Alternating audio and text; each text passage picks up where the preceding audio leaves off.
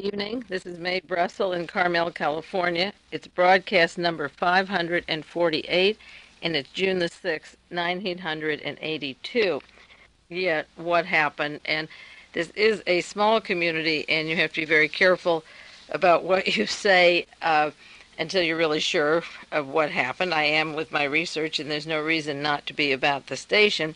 After being on there 11 and a half years, there were three factors involved. I suggested last week there was what was going on at the station at the time, which was very positive about the program and the format of World Watchers, and then a visit by a suspicious person who had been high up in the intelligence for 40 years who came to my home the Friday before that weekend when it was canceled, the program.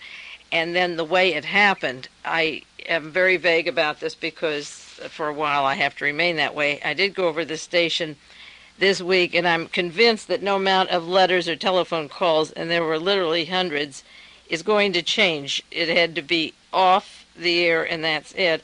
And from what follows, we'll see later on. I'll know more about it in a while, even if it takes several years to find out. The answers do come in, particularly when it happens the way it did. It's interesting, the San Jose Mercury called me, one of the editors or managers of that paper. Carmel is a busy little community. It's a small town. San Jose is a larger metropolitan area, actually larger than San Francisco now, about 100 miles from here. And they called me by Wednesday and said, "We understand you're not on KLRB anymore." And I said, "That's right." And they wanted to know what stations in the area, Bay Area, the program was still on. And they were going to put an article in the San Jose Mercury Monday about the other programs, the World Watchers that are on in that area.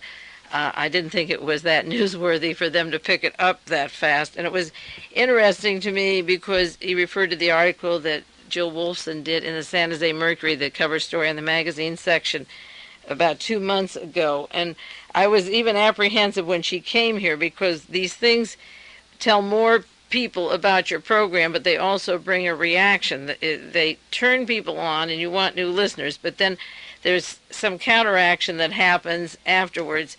And one of the things that she held up the distribution of the article or the printing it was she wanted to know how many World Watchers I have, how many people listen to the program, how many tapes go out, and who they go out to. And I said, well, that is really none of your business. I'm only on the air to share my research with those who want it, and I'm not at liberty to tell you, and I wouldn't tell you if I knew, but there's no way of knowing. So just before it went to print, the editor of the San Jose Mercury called me, and they wouldn't go to print unless I told them how many. And I said, I don't want the article. Forget it. It turned out not even to be a good article, but it did mention KLRB and some stations up in the Bay Area. And I said, just scratch it off. I couldn't care less. And don't bother with it. But they went ahead and printed it anyway. In this Sunday's San Francisco Examiner and Chronicle, there's an article about the radicals in the 60s and the free speech movement at Berkeley. Mario Savio he's now 39. He led the protests and the anti-war activity in the free speech movement and the campus. And the FBI has now revealed documents that papers in Berkeley got on the free speech movement. And in those documents, there were memos of Jagger Hoover going back to 1960. This is before the Kennedy assassination and before the war in Vietnam had really escalated as of 1964. And in a confidential memo, May 13th, 1960, Jagger Hoover told the San Francisco office that there's an organization of less than 1% of the student body composed not of the Communist Party, but of free-thinking people and students in the area, and that they should cover their activities at school, and they followed DeSavio when he traveled around the country. This is before the anti-war movement. And DeSavio said when he arrived in New York airport, this was in the early years, there was a press conference for him, and there were special agents of the FBI under the guise of newspaper reporters, and they set up a press conference, and they asked him how many communists were in the free speech movement, and he wasn't even aware or working with communists, but they tried to link him to communists, but they disguised themselves as reporters to get information about his activity and his organization, even though they knew that they were, in quotes, free-thinking people, even socialists or Marxists or students. They couldn't label them, but less than 1% of the student body listened, and therefore they had to begin their FBI memos on Savio. So people disguised as friends are sometimes newspaper reporters, and the reaction you get to becoming more listened to, people catching on to what I've been saying for years. I was getting a wider audience of all ages, and I'm getting letters and calls from people who understand now what I've been trying to say for the past years. So as you get a larger audience, you expect some kind of reaction, and I'm not sure that's what caused it, but I have a pretty good idea, and as time goes on, I'll share more that I find out with you. This week on television, there was the great one-hour movie on Jagger Hoover, and the American Broadcasting Company had to put that on to show, again, Lee Harvey Oswald saying he was a Marxist and standing in front of the International Trade Mart. And they left out a good part of Jagger Hoover's real activities. And I remember going back to the sheets of past tapes that I have. Many of you may have the list, the inventory of tapes. In 1977, August 1977, I did a program, number 284, we're on 548 now, Jagger Hoover's Nazi connections, the Nazis in South America and in America, and the Nazis from Germany with Jagger Hoover.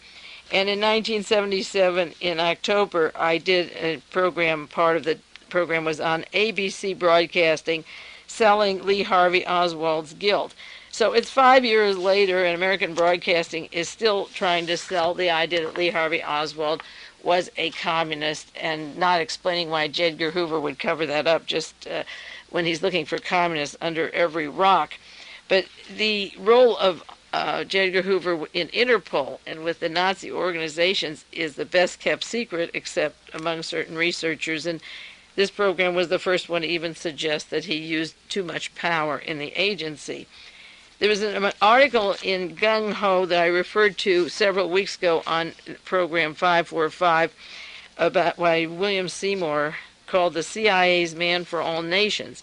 And in the July issue of Gung Ho, which is an interesting magazine, put out in Derby, Kentucky, Charlton Building, if you want to order it, Derby, Kentucky 06418, you can write and send for copies.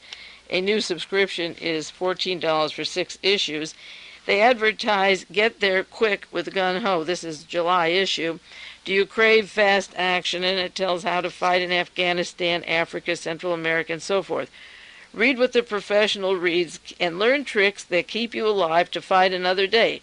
From mercenary operations to Africa to presidential guards in America.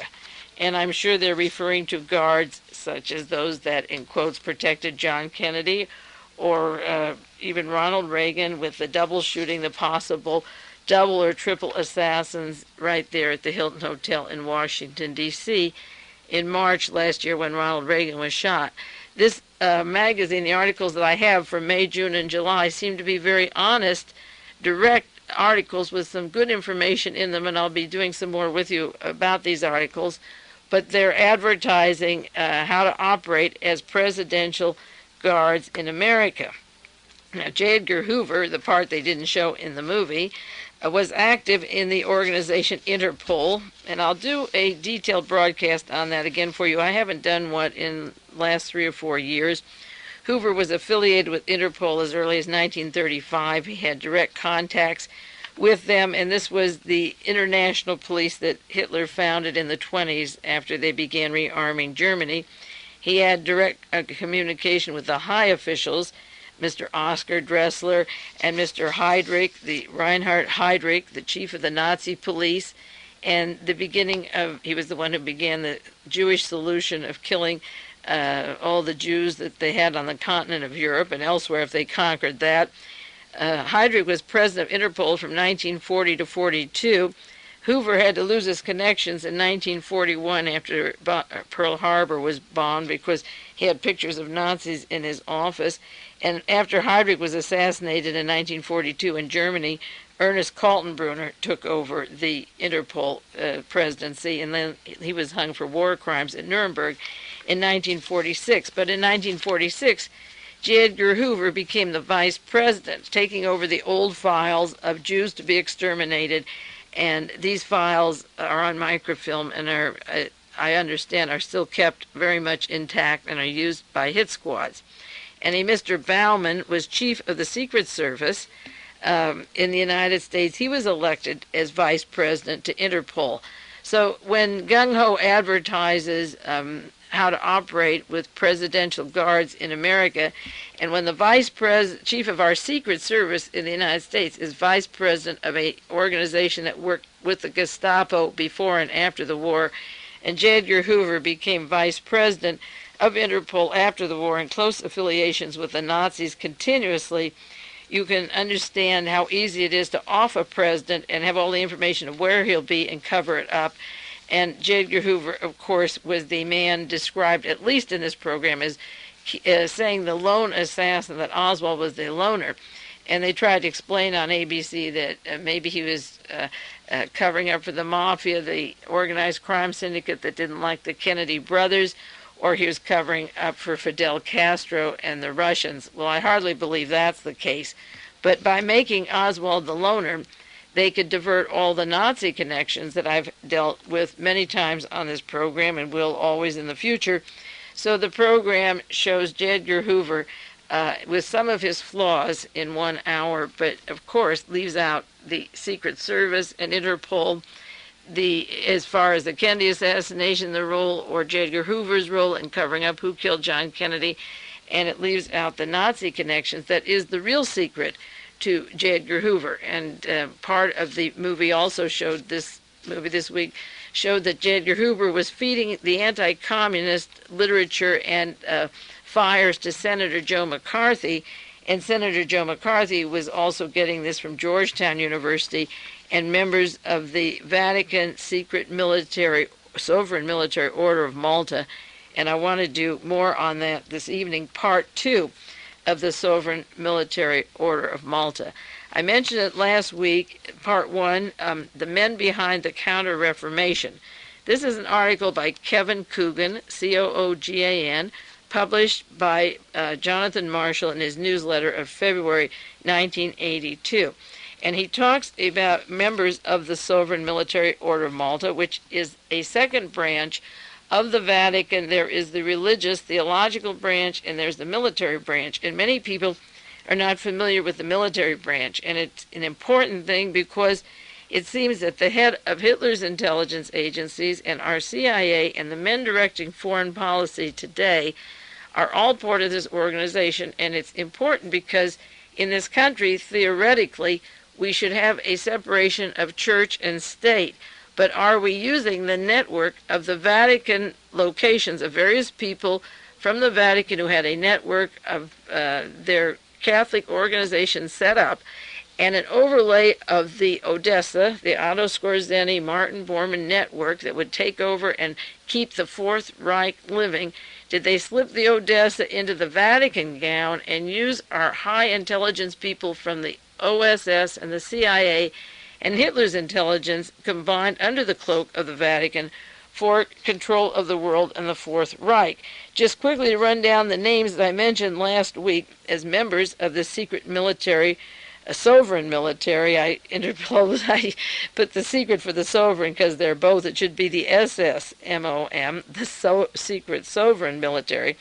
James Angleton of the CIA, Robert Ablanalp, Richard Nixon's friend in the Bahamas, Joseph Bettinger, who founded the Bilderberg Society, William Buckley, James Buckley, William Casey, our CIA director, Reinhard Gehlen, Hitler's head of Eastern Intelligence, the chief who formed our CIA, Wild Bill Donovan of the OSS, then became the CIA, Peter Flanagan, head of Nixon's team, who then went on to work for J. Peter Grace Intelligence Operation, and Baron Hilton, Lee Iacocca from Ford Motor Company, Joseph Kennedy, the father of John and Robert and Ted, who they were not members of the organization, James Ling, John McCone, now head of working with the Bechtel, head of the Bechtel Corporation, along with Caspar Weinberger, our Secretary of Defense, Spyro Skouras from 20th Century Fox, Michael Sindona, John Volpe, who was ambassador to Italy,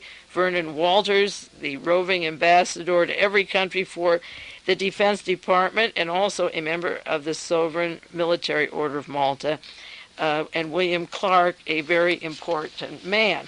There was an article about William Clark in the paper just this past week, a question, or 2 weeks ago in the newspaper, about William Clark's role in Washington, D.C., and it described him as one of the most important men in Washington, D.C. at the present time, and that he also was responsible for bringing over Helene von Damme. This article is in the San Jose Mercury and also nationally in a magazine called Parade that comes out on Sundays. And William Clark is described very clearly as a devout Catholic who was in counterintelligence in Europe. He was appointed to the California Supreme Court without a law degree by Ronald Reagan. He now is director of the National Security Council.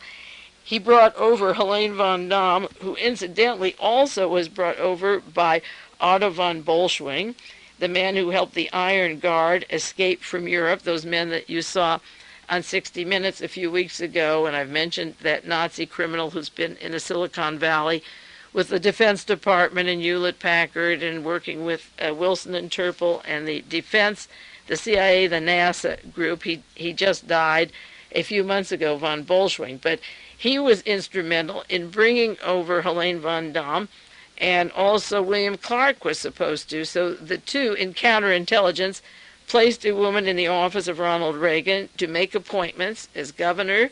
She worked for him in California 8 years, and she now has that office right next to him in the White House, the office closest to him, to help make selections for appointments. So William Clark is a member of this organization.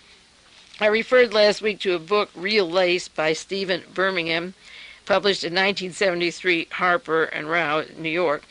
And in this book, he describes the Knights of Malta. Stephen Birmingham wrote Our Crowd and a book on Dakota apartments in New York. And he writes about the wealthy upper class in various capacities. And he has one on the Irish, important Irish people in the United States, and it's titled Real Lace. And in this book, he describes the Papal Order of the Knights of Malta as being the highest Catholic honor of all. And he tells how the Knights of Malta comprise what is the most exclusive club on earth.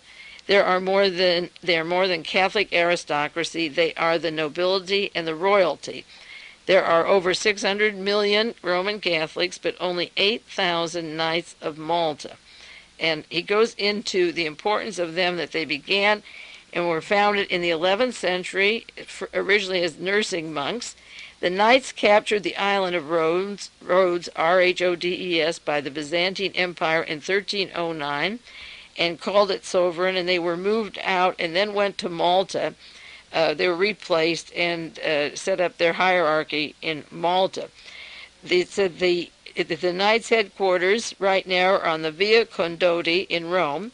The Knights' scarlet and white banner flies over the huge palazzo. The Italian police say they have extraterritorial rights. They're a special group, just like the Vatican. They have their own territory in Rome. Many of you, and myself included, didn't realize that this was going on simultaneously. And it's a nation of its own, like Vatican City. Now, these leaders, some of these leaders, and there's many more that I mentioned, that just were in this one article alone, have two loyalties. One to this other society with its extraterritorial rights, and a part of the Vatican, but separate from the Vatican, because this is obviously the one who makes the military decisions of which countries are overthrown. If they influence the Bilderberg Society and the counterintelligence, and all the men I mentioned had a role, say, in overthrowing Iran and putting the Shah in and taking Mossadegh out, or Central America, the coups, and Vernon Walters in Brazil, and the United States in Dallas, and Allende murdered in Chile, they have played a role in what I once written down was 77 military dictatorships that were overthrown, and the countries were overthrown and military dictatorships were put into power, and that would be consistent with the role of the authority of the Vatican and of these people working for not a democracy, because a democracy makes you weak. And I have some more quotations. I had some on the air last week, and I'll give you some more of the thinking of the Knights of Malta. Now, this book by Stephen Birmingham talks about their extraterritorial rights, and there are 35 foreign nations that have full diplomatic relations with the order. Over the centuries, Catholic kings and queens have been knights and dames of Malta. There is a mixture of Eastern and ancient European nobility, newly rich North and South Americans. Among the most prominent members are King Baudouin of Belgium, Henri d'Orléans, pretender to the throne of France, and Irishman J. Peter Grace, the Honorable D.J. Moore, I mentioned him last week, the ambassador to Ireland, and Danny Thomas, who built a $2 million hospital, St. Jude, in Memphis, Tennessee. This book says, for years the Knights of Malta maintained a semi-secrecy about their membership and activities. They're rarely photographed. They put on their hats. They're festooned with ostrich plumes, golden spurs, uniforms with gold epaulets, sashes, ribbons, medals, and decorations. They're well known for their fundraising activities. They have kept their sights focused firmly on the order's ancient military past. You better believe that. With Angleton and Galen and Casey and Allen, the National Security Council, and the list of who's who. This is, and James Buckley and William Buckley, this is, and Vernon Walters and J. Peter Grace, the military branch. Birmingham very gently says that their activities are based on their ancient military past, that they took the island, they drove the knights from the island of Rhodes in 1522, the Turkish fleet, and then the knights took over the island of Malta and fended the Islam off and made a Christian Europe. And he goes on to describe that the Reformation and the rise of European nationalism stripped the order of some of its temporal power, and the papacy was to take its bold defenders back under its wing. So these are the defenders of the Vatican, and the Knights of Malta have been incorporated into the military decision-making branch of the United States Army. Now, every soldier and every officer is not a Catholic. Every person who enlists in the Army is not a Catholic, but the decision-making of who goes to war or where the wars will be, whether it'll be Cuba or Salvador or Nicaragua or Chile or wherever, the decision-making is in the hands of these top people that I mentioned before. And the book by Birmingham has some more pages that I'll refer to on J. Peter Grace because he's an interesting character. Now, this article by Cohn is fascinating. He has some footnotes here about Father Walsh, the anti-communist from Georgetown University, that I mentioned him last week, and his links to a Major General Karl Hofshofer, the world's best-known geopolitician in Germany. And he mentions Avery Dulles. That's where I left off last week in this article, talking about Avery Dulles. And the article says that it's very seldom mentioned, the right-wing group of this Malta, the Georgetown group. Avery Dulles' name is never in print, with one exception, a book tracing Martin Bormann, mentioned him by Bezymensky, Bezymensky, I. Bezymensky, tracing Martin Bormann. And in that book, it mentions that John Foster Dulles, he was Secretary of the State during the Eisenhower administration, and his brother, Alan Dulles, became the first director of the CIA after recruiting and making deals in Switzerland from 1943 to 45 with Nazis who would be pouring into the United States when the war was over and even while the war was going on. And he says in this article, no one has touched Avery Dulles in print except this one book. But in this book, it tells how Martin Bormann met with Bishop Udell, Hudal, in Rome. In the Via della Pace, Udell was the guardian of not only of Martin Bormann, brother Martin Bormann of the church, but another monk, Brother Avery, John Foster Dulles' son. Udell told Martin he could join Otto Skorzeny, who set up the Odessa, the Thousand-Year Reich. He could go to Spain, or he could go with Adolf Eichmann in Argentine, and he chose to go, Bormann, to Argentine to be with Eichmann. So where I left off last week were the strong henchman with Bormann, who, through the Catholic Church, who went down, sent Bormann down to Argentine. But it doesn't end, because Dulles is this particular, Avery Dulles, is based at Georgetown University now, the one who went along and escorted Bormann out. And he recently was the Vatican man at the World Council of Churches. They met in Peru. Now, one of the law offices, a member of the law office of Bolan, Sachs, Bacon, and Bolan, B-O-L-A-N, Tom Bolan, is a member of the Knights of Malta, the Sovereign Military Order of Malta. Tom Bolan is one of the leading figures of the Knights of Malta, according to Cohn. And this law firm is the law firm of Roy Cohn. Roy Cohn and David Shine were the two men that worked along with Senator Joe McCarthy in looking for communists in the State Department. Those were the two upfront Jews of the whole organization that were used, just as Bernard Weissman was used for William Buckley and the Young Americans for Freedom as a cover for the people really behind the assassination of John Kennedy. They like to use Jews as a cover, and Roy Cohn goes gracefully for that part. Incidentally, not only was Senator Joe McCarthy pushed into prominence by Father Walsh and Jagger Hoover with his Cold War at home, tearing Americans against America, but David Shine owns, and did own, still owns, the Ambassador Hotel where Robert Kennedy was murdered, and that murder made it possible for Richard Nixon to win the presidency in 1968. That June 5th, 1968 murder of Senator Robert Kennedy was in the hotel owned by David Shine, who would have the access to every doorway and hall. Remember, the excuse for not being a conspiracy in the murder of Robert Kennedy was nobody knew which entrance he would leave from. It was an obscure pantry. Well, every pantry could have had an assassin in it. The Soldiers of Fortune tells you how these security guards are placed as guards, as mercenaries around presidents and prominent officials. And so David Shine was a partner with Roy Cohn and Senator Joe McCarthy, funded from Father Welsh from Georgetown. And Tom Bolan, the head of the law office that Roy Cohn is associated with, is a member of the Sovereign Military Order of Malta. Bolan also was the top advisor to U.S. Senator Al D'Amato, and Roy Cohn is the connection to the Italian mafia. He's also written up in the Torma document the Permindex story of the team behind the murders of specifically John Kennedy and the attempted murder on Charles de Gaulle in France.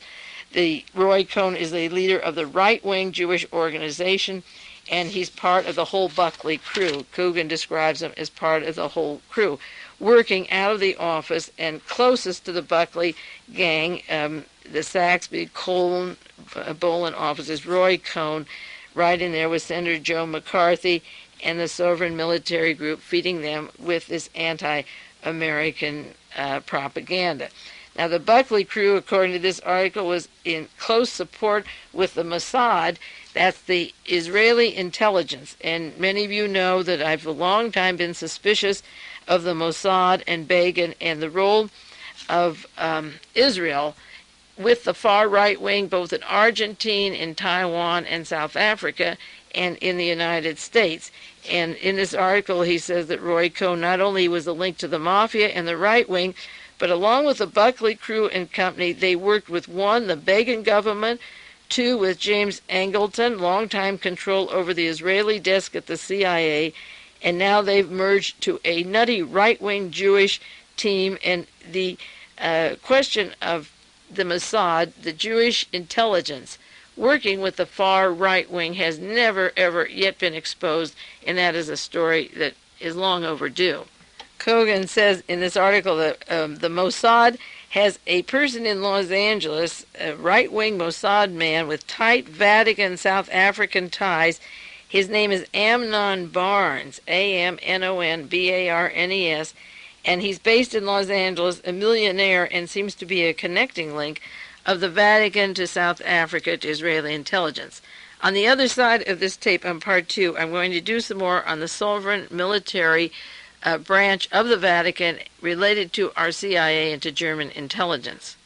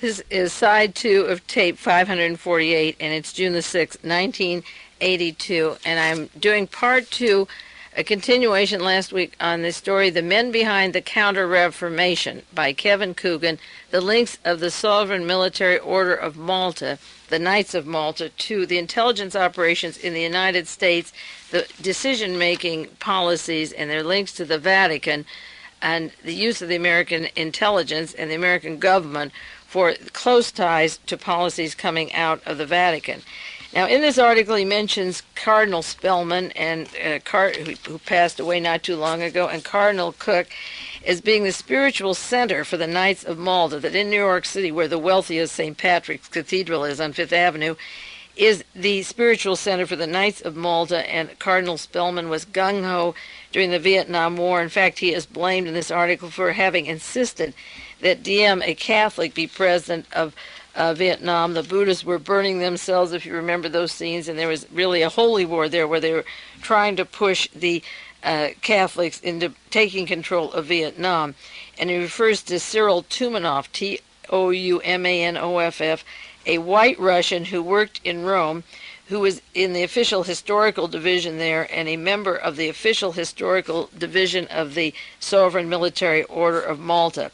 And he says this Cyril Tumanov told the author that John Kennedy felt uncomfortable with the Catholic connections and was somewhat ashamed of them, even though his father was a member of this group, and that he tried to show his independence from the Catholic roots. And the quotation here was, "This attitude was a mistake," that Joseph Kennedy was a leading member of the Sovereign Military Order of Malta, and that this was a mistake.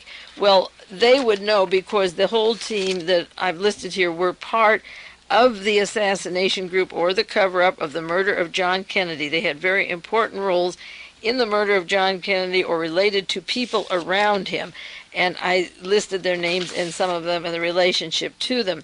Now, Cardinal Cook in New York City took over this head of the Knights of Malta in New York City, and his major law firm for the Archdiocese of New York City, interestingly enough, is Roy Cohn's office. They used that office of Roy Cohn, Cardinal Cook, and the man, Roy Cohn, who was behind Senator Joe McCarthy and the scares in this country.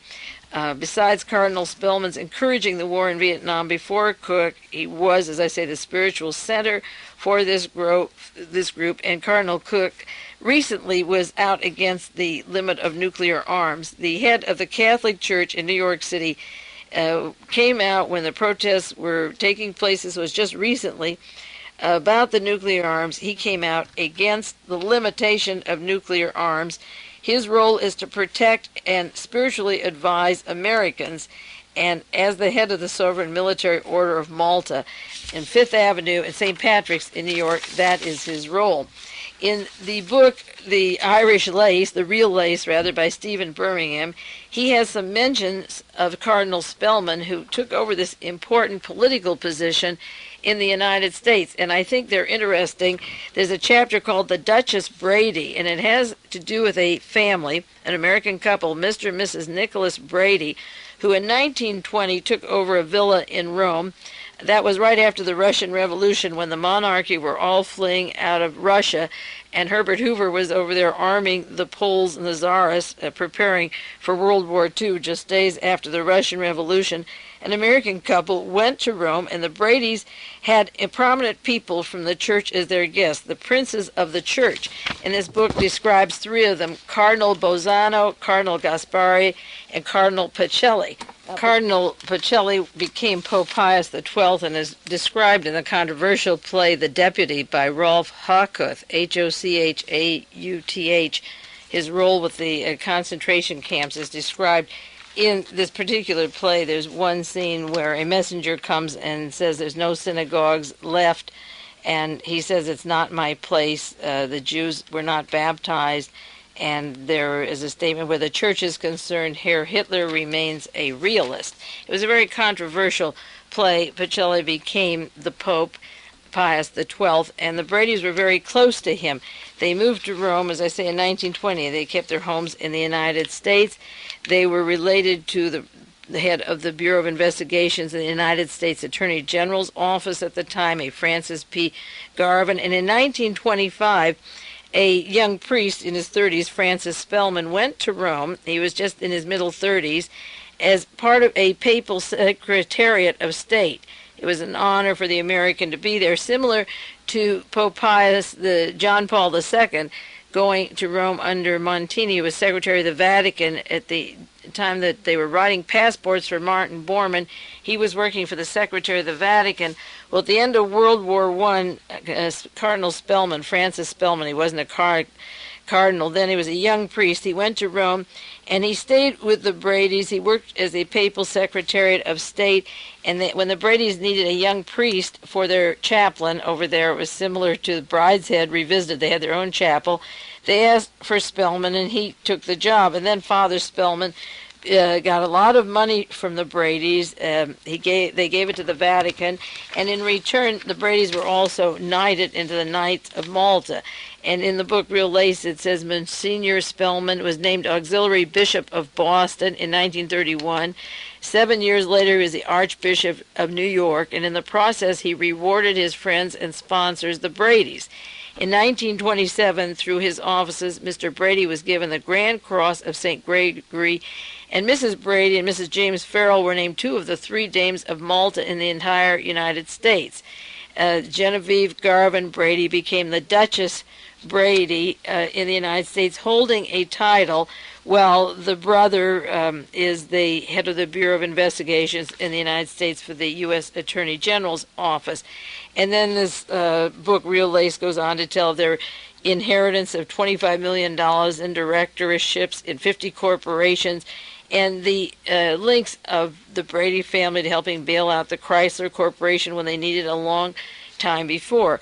And then Real Lace goes into another subject. They get away from Cardinal Spellman, who was so political and controlled so many rich Catholics in New York City. And living next door to these people who were influential with Cardinal Spellman was Joseph P. Grace estate. Joseph Grace was one of the sons of Irish-born William Russell Grace. And they get into the politics, the next-door neighbors, and these were all part of the Sovereign Military Order of Malta. There was an Irishman that came to this country by the name of William Grace, and he was very political. He worked with Father Coughlin from Detroit, who was very anti-Roosevelt, a far right-wing fascist man of the church, Father Coughlin. Many of you are too young to remember that era. But William Grace had come over to this country with his brother, Michael Grace, and they set up the W.R. Grace Steamship Company, which I mentioned last week. They sold to Spyro Skouras, another member of the Sovereign Military Order of Malta, and they owned the Grace National Bank, founded in 1850 from Peru. They started there taking money out of Peru. And then their sons, they had a family, and one son was Joseph P. Grace, and that lived next door to the Bradys and Spellmans. And then J. Peter Grace, of course, is directly related to them. And this family had a history of close association with Father Coughlin and extreme right-wing in the United States, the right-wing policies. Now, in the book, The Nazis Go Underground, that I've mentioned several times or many times on this program, written by Kurt Reese, it describes the plans from 1943 to 1945 to take over the world, actually the Fourth Reich, to keep Hitler's legend alive, and how they would reorganize themselves to get ready for the Fourth Reich or the continuous third, whichever way you want to name it. And in the book, The Nazis Go Underground, on page 119, it mentions a group of people that were very pro-Hitler during the war, that stayed together and supported Gerald L.K. Smith and, of course, Father Coughlin. And they considered, if I were a Nazi coming in the underground to the United States, where would we go? And they thought about SS General Kaltenbrunner, that he was the head of Interpol before he was hung, and all of his files, and what would we do for future possibilities in the United States. And one of the things they considered, the organizations in the group they considered, would be with William Grace. And in the book, The Nazis Go Underground, it tells how one of the associations they would have would be the Republican Nationalist Revival Committee, almost undistinguishable from Mr. Grace's group, and its president, P.H. Moynihan, active before Pearl Harbor, was the secretary to Grace. So they had a direct link to J. Peter Grace and to William Grace, and the Nazis had planned to use the Grace Corporation to continue what Kaltenbrunner was doing with his files, and Jagger Hoover, the director of the FBI, was using those files before Pearl Harbor, and in 1946 became vice president of Interpol when Kaltenbrunner was hung. So that J. Peter Grace was a constant barometer of the farthest right wing in this country. I mention this because all of them are high officials in the Sovereign Military Order of Malta, and Grace just got a cabinet position appointment by Ronald Reagan. In the book Real Lace, it tells about the relationship of the Grace family and William Grace to that Catholic priest from Detroit, Charles Coughlin, Father Coughlin, and what he was saying on his radio programs. He had a controversial radio program, and he mentioned 350,000 letters at one time that he would get, and he was referring to Franklin Roosevelt because he wanted to arm against fascism and Nazism in Europe, particularly after the Spanish Civil War. I think some Americans could see what was coming down, and Father Coughlin referred to him as a scab president, as anti-God, as an upstart dictator, and would say on the radio that Roosevelt's chief supporters were communists. I remember when I was at Stanford from 1940 to 43, there would be signs and posters about Franklin Roosevelt that he won by a nose, and there'd be big Jewish noses on cartoons all around the campus. I didn't even have any idea what they meant. My folks didn't discuss it with me, and the professors at Stanford didn't talk about it. But the Grace family was very close to Father Coughlin, and there's two books, The Nazis Go Underground and This Irish Lace, and I'm sure there's many, many more, on the relationship of the very far right-wing Catholic Church fighting Franklin Roosevelt and his policies, and they were very pro-Hitler and pro-Germany all along, wanting the United States to line up with Germany against Britain and, of course, against the Soviet Union, and the Vatican right there with the people who gained the highest honors before and after the war as a part of the war machine. An example of before the war that isn't in the article by Coogan, but is in the book Real Lace, describes a Thomas Murray who was made a Knight of Gregory and a Knight of Malta. He was from the Consolidated Edison Company, and he got these knighthoods, two of the most prestigious papal orders during World War I. Meanwhile, his invention for welding shells was found to be the only one that could be used in the production of 240 millimeter mortar shell, which earned him, in addition to another fortune in government contracts, a special commendation from the War Department.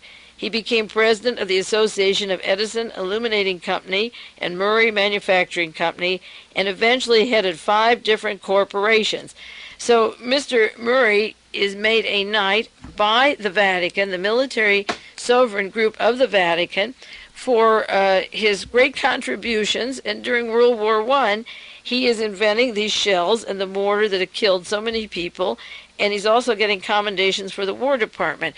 I don't want to sound anti-religious because I can go into Roy Cohn and David Schein and the Jewish Nazis, just as Idi Amin is a black Nazi. The fervor with which certain people will sell out their soul or their beliefs, or even they believe them, has no boundaries, and I don't want to sound anti-Catholic. I've been against Israel's arming and selling weapons all over the world.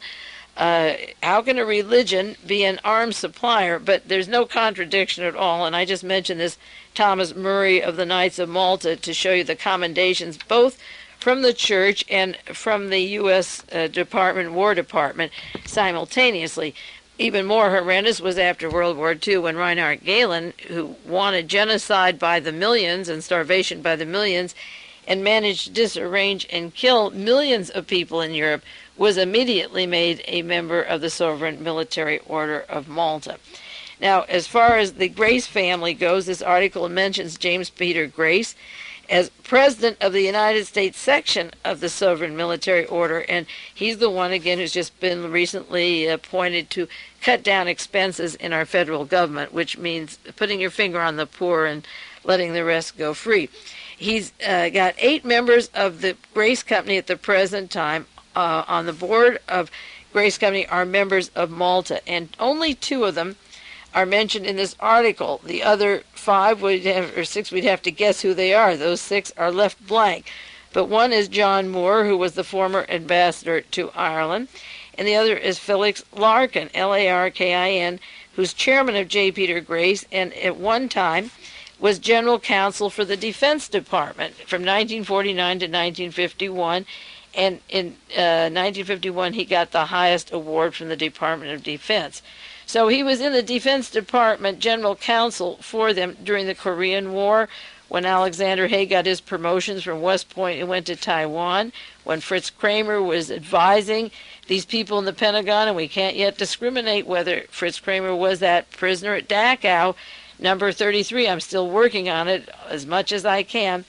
At the time of the Rosenberg trial, again, that was the beginning of the Cold War at home, the prosecution of the Rosenbergs, and then the McCarthy hearings and the Alger Hiss, and the escalating of the Richard Nixon career by chasing Reds, all of them lined up with the Nazi war criminals, and at the same time J. Peter Grace, a working partner through these years with Otto Ambros over in Germany from I.G. Farben, who designed the slave labor at Auschwitz and the chemical, the Zyklon B, that for the extermination. So J. Peter Grace had general counsel for the Defense Department. On his board, he's the chairman of J. Peter Grace, honored by the military of Felix Larkin. And this article also mentions Grace as being a director of Kennecott Copper. The book Real Lace also mentions one of the neighbors of Grace and also part of the Knights of Malta as a director of Anaconda Copper. So it doesn't make it too difficult to imagine why John McCone of the Sovereign Military Order of Malta and Bechtel Corporation and CIA director when John Kennedy was murdered would be instrumental in helping overthrow Allende to keep the slave wages for the copper wire and put Pinochet into a Nazi military dictatorship in Chile. Peter Grace is the director of Kennecott Copper and one of the heads of Radio Free Europe.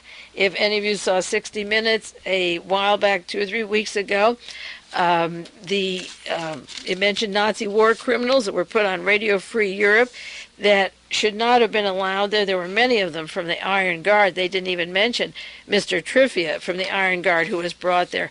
And again, Otto von Bolschwing, the Nazi war criminal who was allowed to get into this country, was instrumental in allowing the Iron Guard to escape from Romania by his own accounts. They were one of the most cruel group in Europe with the concentration camps, and he helped them escape to Berlin, and they were brought to this country, and some of them then were working for J. Peter Grace on Radio Free Europe. If I'm throwing a lot of names at you, and I am because this article that was done by Kevin Coogan has a lot of names in it, and I'm trying to make sense for you regarding the names that he's used in his article. He simply gives the names, but it's a short article, 4.5 pages, but it doesn't make the connections. But just to explain every once in a while what I'm trying to say, or the thesis of what I've been saying for many years, is that the top Nazis worked with Allen Dulles, John Foster Dulles, and Dulles' son, with Georgetown University, with political senators, with Nazi criminals, to bring them into the United States to make Cold War, to prosecute people, to be witnesses, to play a role that affected the very fabric of this country. There is a television movie this week, Theodore White. He's been talking about the state of America. He has a book out on the state of America and the decline of optimism or feelings since 1956 and what's going on in this country. And the one point about his 1 hour interview, and I know he has a whole book that will leave out the essence of America, is that after 1956 there never was another election in this country. And if you can't get to the heart of what happened to this country, you can't answer the individual single problems that are taking over and strangling this country today. Because 1956 there was an election, and in 1960 that election was overturned by a bullet. A man who won the election was murdered. And he was murdered at a time when he might have pulled troops out of Southeast Asia, might not have gone along with invading. He didn't go along with invading Cuba, might not have gone along with invading Southeast Asia, just as we had done in Korea, and weakened ourselves even at that time. So 1960 was an election that was canceled out. We had an election. Richard Nixon was the selected president, and he lost. And he worked with these teams of J. Peter Grace and James Angleton and Robert Ablanap and Reinhard Galen and Prince Bernhard and William Buckley and James Buckley and William Casey and Wild Bill Donovan and Peter Flanagan. And all of these people had a role with Richard Nixon and the team, Vernon Walters and all of them, Michael Sindona, and they're all linked to the Nixon and now the Reagan administration. So when their chosen man, who'd done them so many favors, bringing in the Iron Guard and all the top Nazis into this country through Project Paperclip and continuously through the Korean War and on, they could stay and become instrumental in Radio Free Europe and propaganda machines. When he didn't win the war and win the election, it was a war in 1960. When he didn't win it, his opponent could be murdered. And in 1968, when Robert Kennedy came along and wanted the presidency, he could be murdered. Nixon became the president. There was a little interim there where Lyndon was in, and then he stepped out, and Richard Nixon became the president. And in order to assure those votes, they had to shoot Wallace to get the other conservative votes out of the way to make sure they had enough to win that election, and Nixon was in. Jimmy Carter was just a little gap by the powers that be until they could put Ronald Reagan in. And all of these people had an important role. So when Peter Grace was ahead of the Radio Free Europe and worked with Mr. Trivia, who Richard Nixon had giving a prayer at the Senate, heading a Senate prayer meeting, and Nazi war criminals bringing the Iron Guard like they were going out of style. Peter Grace was instrumental, along with Otto von Bolschwing, who began working for Warner Lambert and Elmer Bobst, the godfather of Richard Nixon. When he lost the election to John Kennedy and didn't become governor of California, he was brought to a New York office immediately, and Warner Lambert Pharmaceutical and Elmer Bobst, the same people that were directing the life of war criminal Otto von Bolschwing, the superior of Eichmann. They were also working with Richard Nixon. Now, this article also mentions that the Sovereign Military Order of Malta used Project Paperclip, and I've mentioned that before as a most important book, and that these men went to work for J. Peter Grace. And in Charles Allen's book, Investigating Nazis, and he's done an excellent work and has many documented accounts of Nazis in this country, he said that J. Peter Grace used his firm to place ex-Nazi technocrats who were brought to the U.S. Now, J. Peter Grace was not a rocket or missile expert. He was an extension of I.G. Farben and the Fourth Reich, and all that is putting fascism into power in every country. So he brought in businessmen to continue the Odessa or the Fourth Reich under his organization. Now, this article also mentions the one by Kevin Coogan on the Counter-Reformation, the use of the Vatican and the military order of the Vatican to control events that are taking place in our lives today. J. Peter Grace was closely tied to the Citibank Corporation in New York. Close ties to the Citibank, and one of the Citibank directors is also on J. Peter Grace's organization. And he refers to several people from the Citibank who work with J. Peter Grace. One is Robert Millikan from South Carolina, and that's a very important state. It's also brought up in conjunction with persons in the military order in real lace from South Carolina. And Robert Millikan from South Carolina was the financial angel of Strom Thurmond. Now, Strom Thurmond was a man who was very anxious to have John Lennon deported, who did not want anti-war demonstrations. He's been gung-ho for every military operation. He's a far-right person, and Millikan is a supporter of Strom Thurmond, who helped his career. So that through J. Peter Grace working with Ambrose, you get the Gestapo, the continuation of the Nazi hierarchy, also related, closely concealed through their Vatican connections to Strom Thurmond, whose name is linked to Frank Turple. And as I say, Thurmond was the man who wanted John Lennon extradited, and there were people close to John Lennon. I mentioned last week, not close enough to help him, but close enough to get him some documents that were available on those people that wanted him out of the country through Freedom of Information Act or whatever. And John Lennon knew that Strom Thurmond was one of those people that wanted him out. And Frank Turple and George Corcola and Edwin Wilson have long been part of the assassination teams that do the dirty work for these organizations. So that Robert Milliken from South Carolina was behind, or the financial angel of Thurmond. And also, he's a member of a board of Larry McDonald's Western Goals Foundation. It quotes his own private organization.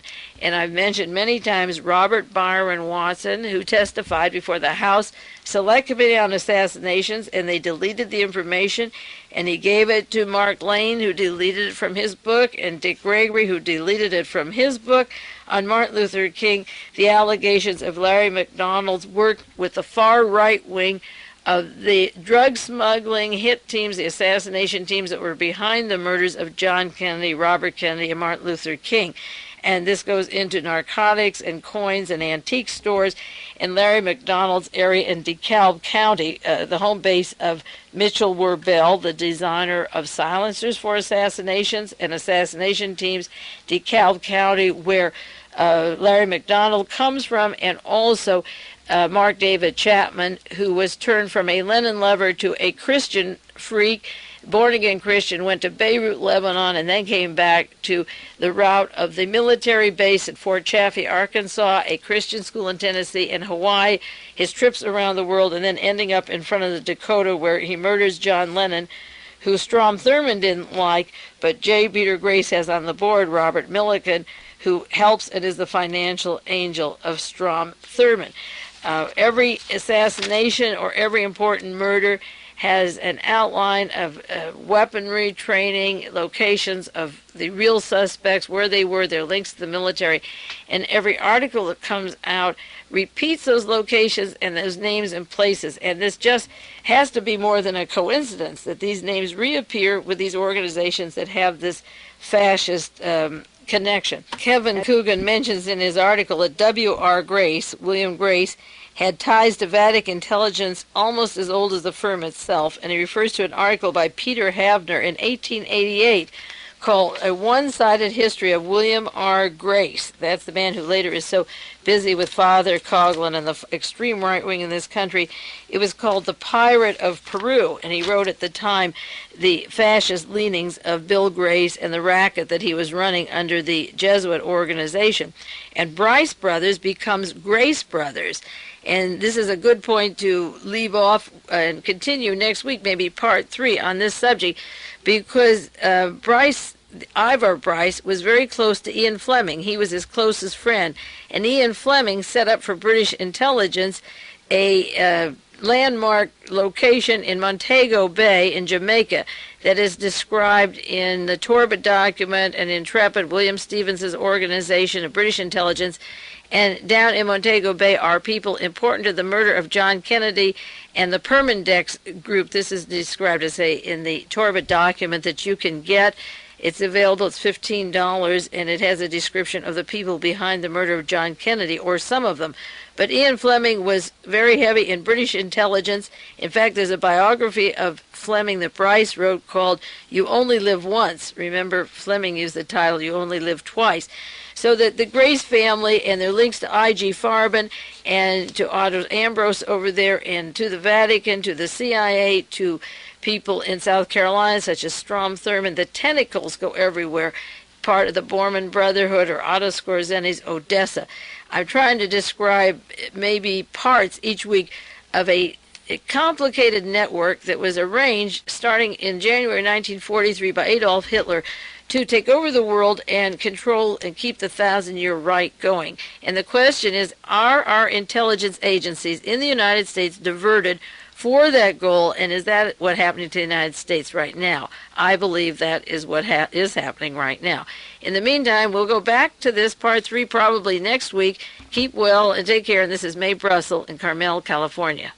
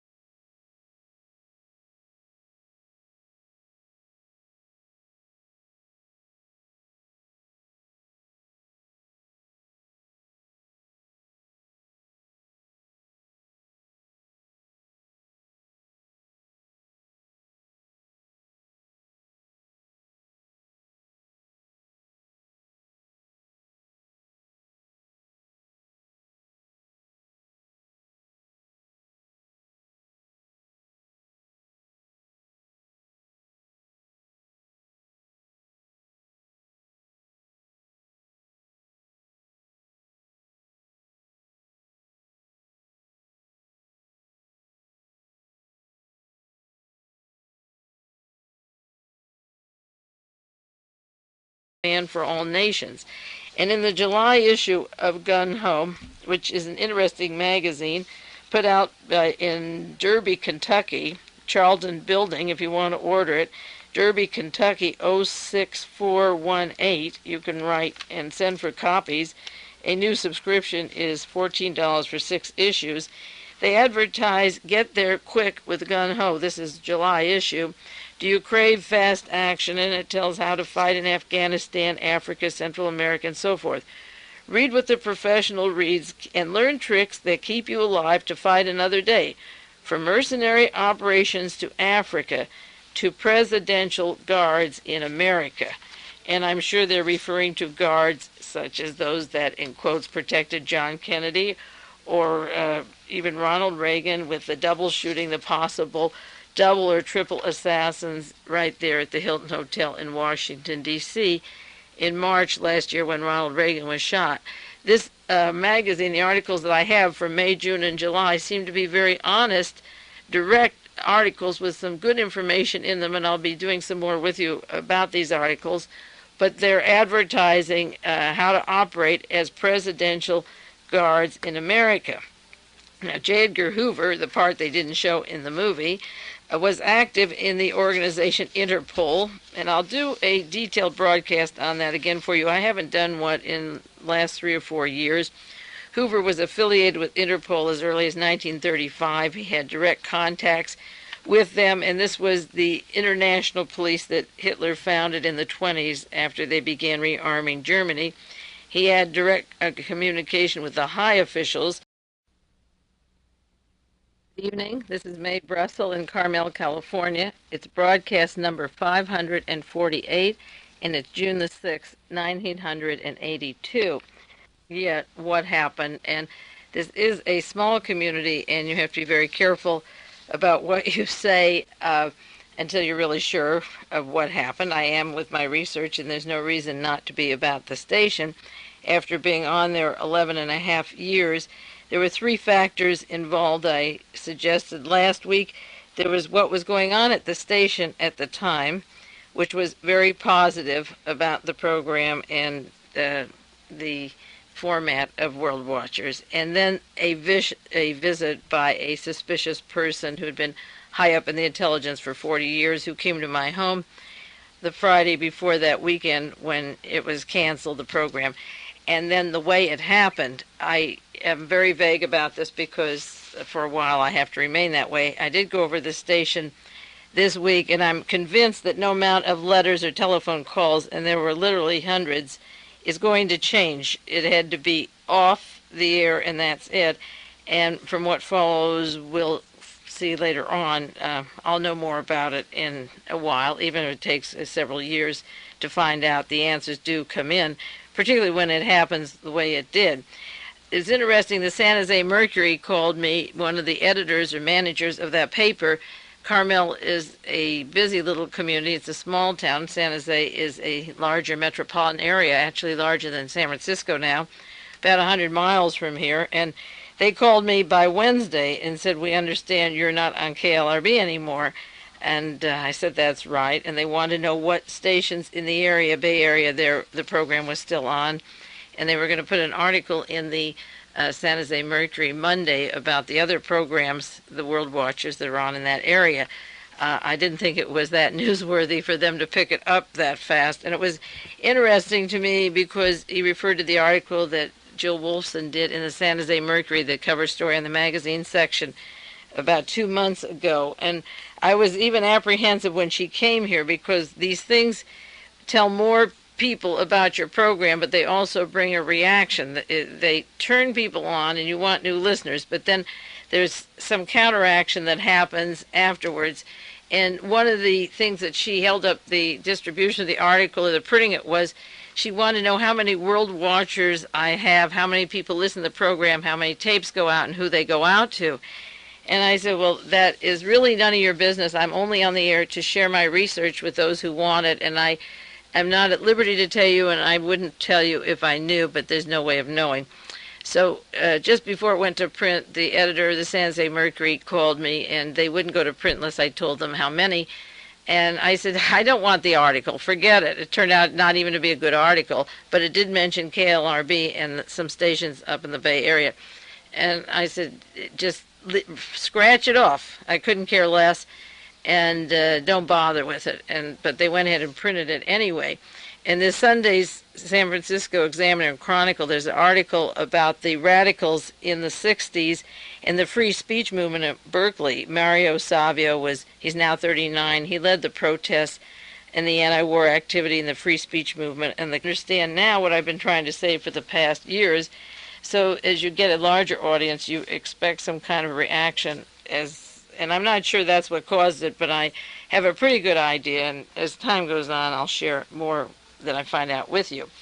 This week on television, there was the great one-hour movie on Jagger Hoover, and the American Broadcasting Company had to put that on to show, again, Lee Harvey Oswald saying he was a Marxist and standing in front of the International Trade Mart. And they left out a good part of Jagger Hoover's real activities. And I remember going back to the sheets of past tapes that I have. Many of you may have the inventory of tapes. In 1977, August 1977, I did a program, number 284, we're on 548 now, Jagger Hoover's Nazi connections, the Nazis in South America and in America, and the Nazis from Germany with Jagger Hoover. And in 1977, in October, I did a program, part of the program was on ABC Broadcasting, selling Lee Harvey Oswald's guilt. So it's 5 years later, and American Broadcasting is still trying to sell the idea that Lee Harvey Oswald was a communist, and not explaining why Jagger Hoover would cover that up just when he's looking for communists under every rock. But the role of Jagger Hoover in Interpol and with the Nazi organizations is the best kept secret, except among certain researchers. And this program was the first one to even suggest that he used too much power in the agency. There was an article in Gung Ho that I referred to several weeks ago on program 545 about by William Seymour, called The CIA's Campus. And the FBI has now revealed documents that papers in Berkeley got on the free speech movement. And in those documents, there were memos of Jagger Hoover going back to 1960. This is before the Kennedy assassination and before the war in Vietnam had really escalated as of 1964. And in a confidential memo, May 13, 1960, Jagger Hoover told the San Francisco office that there's an organization of less than 1% of the student body composed not of the Communist Party but of free-thinking people and students in the area, and that they should cover their activities at school, and they followed DeSavio when he traveled around the country. This is before the anti-war movement. And DeSavio said when he arrived in New York airport, this was in the early years, there was a press conference for him, and there were special agents of the FBI under the guise of newspaper reporters, and they set up a press conference, and they asked him how many communists were in the free speech movement, and he wasn't even aware or working with communists, but they tried to link him to communists, but they disguised themselves as reporters to get information about his activity and his organization, even though they knew that they were, in quotes, free-thinking people, even socialists or Marxists or students. They couldn't label them, but less than 1% of the student body listened, and therefore they had to begin their FBI memos on Savio. So people disguised as friends are sometimes newspaper reporters, and the reaction you get to becoming more listened to, people catching on to what I've been saying for years. I was getting a wider audience of all ages, and I'm getting letters and calls from people who